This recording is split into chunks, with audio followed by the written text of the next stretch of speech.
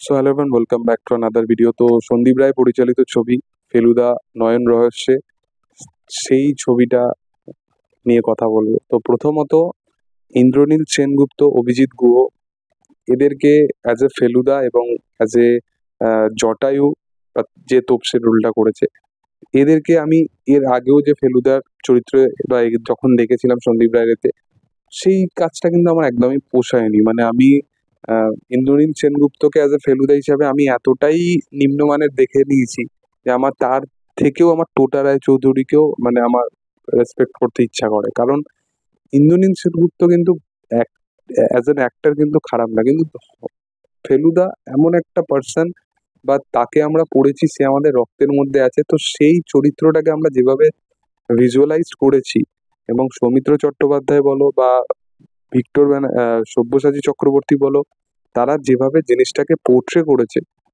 অডিয়েন্সের কাছে, সেই জিনিসটা মানে ডাইজেস্ট করা, অন্য কাউকে দেখা, অন্য কাউকে দেখলেও সেই রকম কাইন্ড অফ হাইট বলো বা সেরকম কাইন্ড অফ ভাষা বলো বা সেরকম হিউমার থাকা বলো, ফেলুদার সবচেয়ে যেটা পার্টিকুলার যেটা প্রবলেম হয়ে দাঁড়ায় এখনকার ফেলুদার মধ্যে, সেটা হচ্ছে হিউমারের।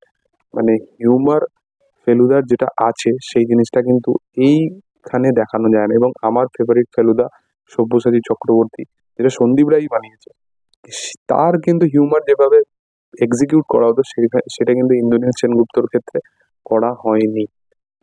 এবং তার সাথে সাথে এখানে জটায়ু হিসাবে অভিজিৎ গুহকে মানাচ্ছে না। কারণটা হচ্ছে, আমি প্রথমত ফেলুদার সবচেয়ে যেটা মেন, যেটা মানে কোর বলতে পারো, বা মেন যেটা যেটা মানে সিনেমাটা যখনই যায় একটা থ্রিলিং ধরানোর সাথে সাথে বা একটা ডার্ক জিনিসপত্রের সাথে সাথে বা একটা মার্ডার মিস্টেরিয়াস কিছু জিনিসপত্রের সাথে সাথে, সেখানে কিন্তু কমেডি বা যেরকম ট্রিটমেন্ট রাখা হয় সেগুলো কিন্তু কমেডি এলিমেন্ট থাকে, যাতে অডিয়েন্স কিন্তু সেই ফিলটা পেতে পারে, বা যখন কেউ বইটা পড়ছে তখন কিন্তু সেই জিনিসটা দেখতে তার ভালো লাগে।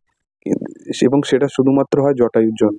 সেই কেমিস্ট্রিটা এখানে দেখাই যাচ্ছে না। এবং জটায়ু, তোপসে, ফেলুদা তিনজনের যে ইকুয়েশন, তিনজনের যে কেমিস্ট্রি, সেটাও এখানে ওয়ার্ক করেনি। এবং কমেডি ছবিটা ওভার দ্য টপ যে কমেডিগুলো, সেগুলো আমার জন্য ওয়ার্ক করে না। হয়তো কোনো বাংলা অডিয়েন্সের ক্ষেত্রে ওয়ার্ক করতেও পারে, কারণ একেন বাবু এখানে চলে। তো এটাই হচ্ছে ব্যাপার। সেকেন্ডলি, এখানে কিছু কিছু জিনিস পার্টিকুলারলি এমনভাবে দেখানো হয়েছে, কারণ সত্যজিৎ রায় যখন সোনার কেল্লা বানিয়েছিল, তখন যদি তোমরা ফলো করো, তখন কিন্তু যদি অ্যাকচুয়াল গল্পটা পড়ো, সেই গল্পটার সাথে সে যখন সিনেমাটা বানিয়েছে, দুটোর মধ্যে কিন্তু পার্থক্য ছিল। সে কিন্তু নিজে চেঞ্জেস করতো, সন্দীপ রায়ও চেঞ্জেস করতো। এখানে পার্টিকুলারলি একটা সিকোয়েন্সে দেখাচ্ছে যে তার ফোন আছে, এবং একটা সিকোয়েন্সে দেখাচ্ছে যে সে মানে 5,000 টাকা সে মানে মাসে পায়, এরকম কাইন্ড অফ জিনিসপত্র দেখাচ্ছে। আবার একদিকে দেখাচ্ছে খুব সিম্পলিসিটি, আবার একদিকে অ্যান্ড্রয়েড ফোন হাতে। তো এই যে দুটো জিনিসপত্রকে মানিয়ে নেওয়া, এটা কিন্তু অডিয়েন্সের ক্ষেত্রে ডাইজেস্ট করতে অবশ্যই টাইম লাগবে।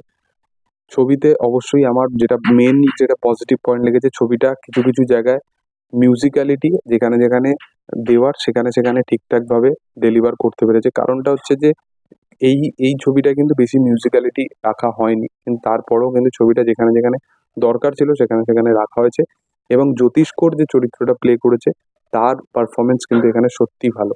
কিন্তু তোপসে, ফেলুদা এবং জটায়ু মেন যে কোর, সেই তিনজনকে কিন্তু মানাচ্ছে না। যাই হোক, তোমাদের কি বক্তব্য? তোমরা যদি দেখতে যেতে চাও অবশ্যই দেখতে যেতে পারো। ভিডিও ভালো লাগলে অবশ্যই লাইক শেয়ার সাবস্ক্রাইব করে দিও। Thank you all, by.